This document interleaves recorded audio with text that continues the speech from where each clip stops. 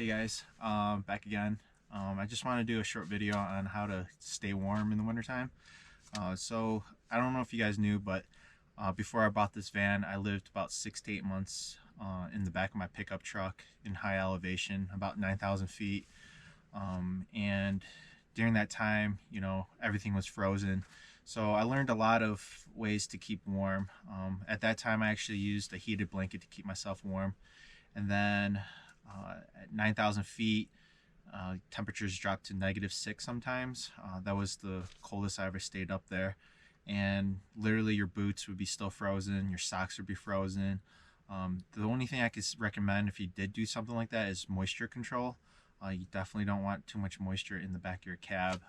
You will get that cold, frosty bite in the middle of the night, and it will get you cold and sick.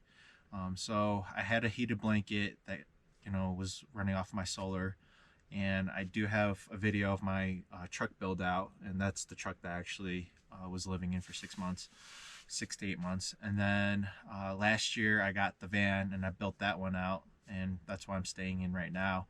And currently I learned a lot of tricks to save on heat and keep you warm in the winter. This van doesn't actually have a heater anymore. I actually had a diesel heater last year when I first got the van, but due to high elevations, I had actually a lot of issues with the diesel heater where I can't depend on it anymore. So I figured, well, the heck with the heater. I have to figure out other ways to just keep myself warm using the regular heater in the van up here. So I do have a list of things that I kind of put together and to help you guys stay warm. And even if you don't live in a van or live in a truck or have all this fancy stuff, some of these tips can actually keep you warm if you're like boondocking your car, or like a small sedan, or anything that you're probably just doing a ski trip or anything. You have to spend the night in high elevation in like the snow. So this can apply to a lot of vehicles.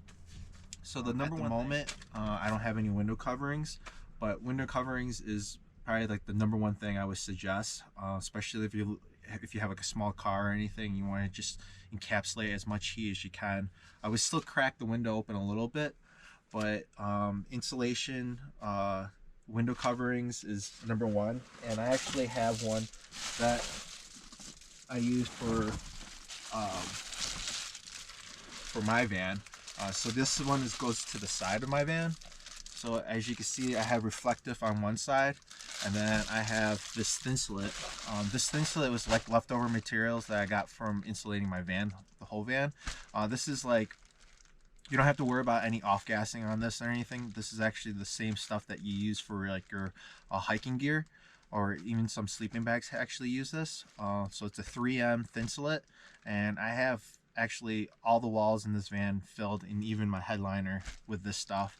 But I had extra left over, so I was able to make my custom installation panels too. So I used the reflective to actually trap the heat and reflect the heat.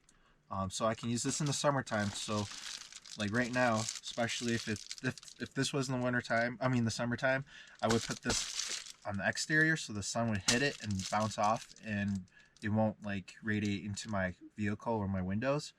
And then in the wintertime, I put it on the black side where it actually absorbs the heat. And then at the same time, when I'm inside the van, it also reflects the heat back into the van. So this is very versatile when you have both sides like this. And then I use duct tape to just duct tape the edges. I'm not a seamstress, or I don't have a sewing machine, so I use like really high grade Gorilla tape or like duct tape, and it's the wide one, and I just use that to just seam it all out. One day I'll probably end up like sewing this back together, but at the moment it's been holding up for over a year already. So this little silver thing here is actually a magnet to like those really high quality magnets that are like $2 a piece. I put 2 of those on each side, so one on each side of this, and a washer, and this actually magnetized to my window. So with the 4 transits, there's a divider between the two side windows, and that divider is actually made out of metal. So if you measure it out, you can actually place this magnet in the perfect spot. So when you do put it up, it just magnetizes right to there, and voila, you're done. So that's why we use for the wintertime, and I actually have one for the windshield too. I don't know if you can see that, but I actually cracked the windshield because one day I was too lazy to scrape the ice off my windshield, and then I had this window covering in the inside, and then I blasted the heat and I didn't know the window defrosters were on. But then next you know it, a crack started appearing at the bottom, and then it cracked to the left and then cracked to the right. So definitely be careful. Don't get lazy. Scrape off the ice.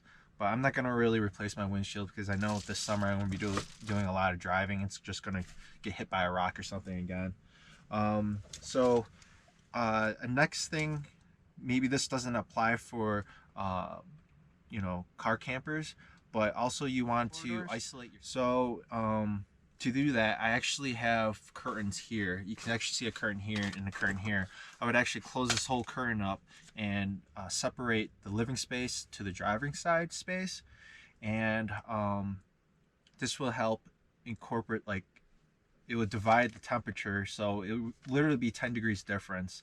In the summertime, this white side actually reflects a lot of the heat back out, and then it'll cool off the cabin a little bit quicker.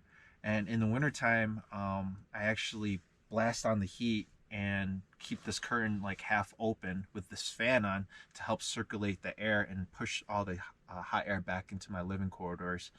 But yeah, I definitely recommend dividing your living space and your driving space. You could probably do that with your car too, if you just put a curtain from your back seat and where you're sleeping in, probably in the back seat, and then the front seat, I would just put a curtain there too. It helps with privacy, and also it just encapsulate and it helps keep the room smaller and insulate the room a little bit longer, so you don't have to cool or heat up the air volume. So you're just trying to reduce the air volume as much as you can. Another thing, portable fan. So this fan is actually a very good fan. It's a lifesaver. It's a clamp one. You can get it on Amazon. It's battery powered, USB chargeable. So I charge this every time I use it. So when I'm driving, I just prop it up here, and then I have the heat on, and I turn the fan on, and it pushes the hot air in the back where I actually have my bed and everything. So in the evening, before I go to bed, the whole back cabin area is nice and warm. And then I close this off at night, and then this cabin gets really cold because of the windows, and it's really hard to actually insulate two doors. So this cabin actually gets really cold, but then my back living space past this curtain is really warm. So it actually comes like 10 to 15 degrees difference when you do it that way. But like this fan here, like I said, it's really cool because you can circulate the hot air or the cold air too. So in the summertime, I don't actually have air conditioning in here either. I only use the cabin air conditioner, but I don't even turn that on quite often.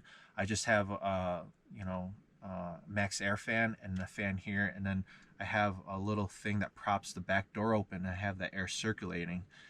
So this fan, you can just put it everywhere. You can put it near your bed. You can put it on the feet of your bed if you like to have like nice cool air around you.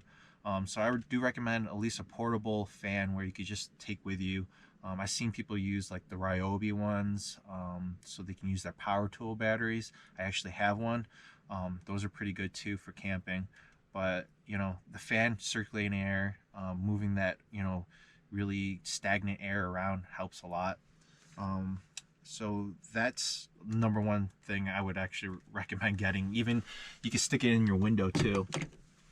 Alright, so decide to do this in the wintertime, living in your car or your vehicle, I would also point your windshield, like right now, it's all facing south.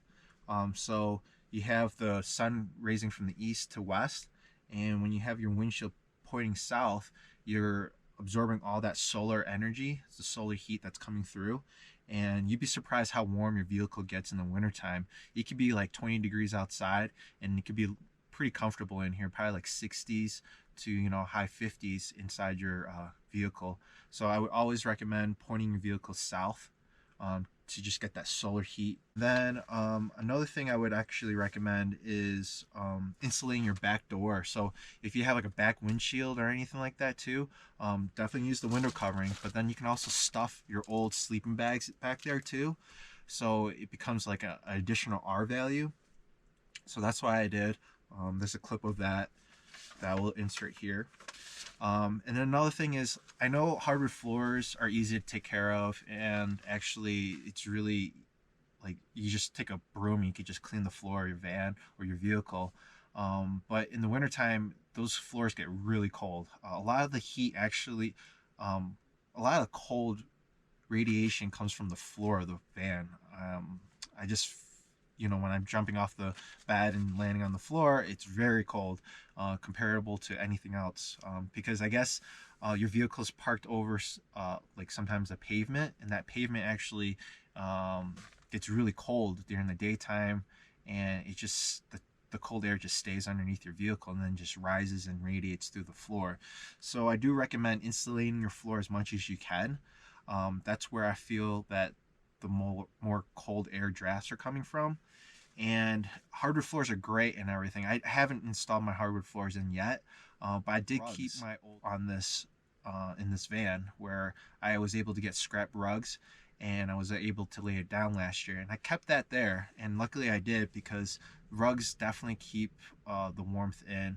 And then talking about rugs, anything with shaggy this I found out actually helps a lot too, because it traps in a lot of air volume. So like right now I'm wearing like a hoodie, but it has this fake Sherpa lining in it. It actually keeps you very warm. I'll make another video on what I wear when I sleep, like my pajamas and my bed setup, and then I'll show you guys how I sleep during really cold weather. So I've been in like -10 degrees in this van up in the mountains, and with no heater, no nothing, and I was able to, you know, keep warm. And the van does drop around 20 to 30 degrees. I noticed that there is about 10 to 15 degree difference from inside the van to outside. So if it's 70 degrees outside, it's about like 60 degrees inside here, and vice versa. But yeah, I'll definitely make another video on what I wear at night and what layers I use to keep warm. And I also use those layers for snowboarding or any outdoor activities.